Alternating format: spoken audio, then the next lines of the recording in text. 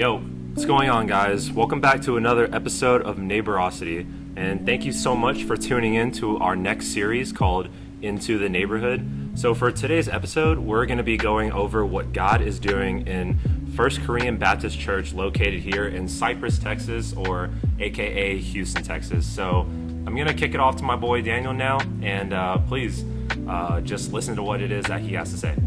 Hey everyone, so my name is Daniel and I'm 24 years old and I attend First Korean Baptist Church of Houston. I am a recent college undergrad and I am applying to grad school for physical therapy. I serve in my church. I'm responsible for just the stage setup and then the sound behind the scenes, the PowerPoint and such.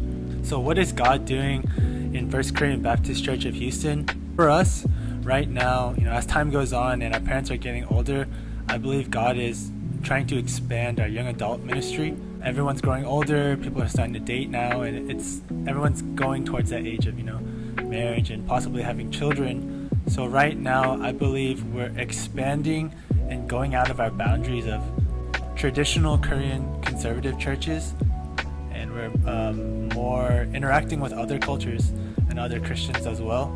And I believe God's working in our church by, just expanding and mixing in and just making brothers and sisters of other backgrounds. And if I could say anything to friends and family members who don't know Jesus, I would tell them to be in pursuit of truth.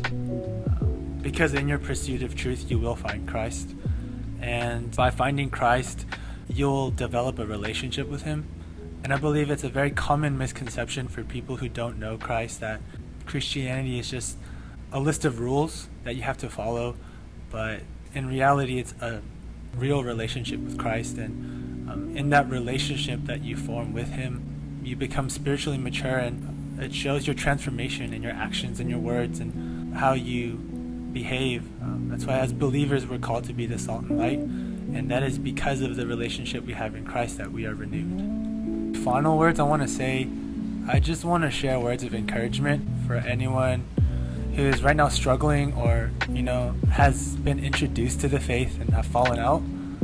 I just want to encourage those people that you can always come back to Christ because He's always waiting for you.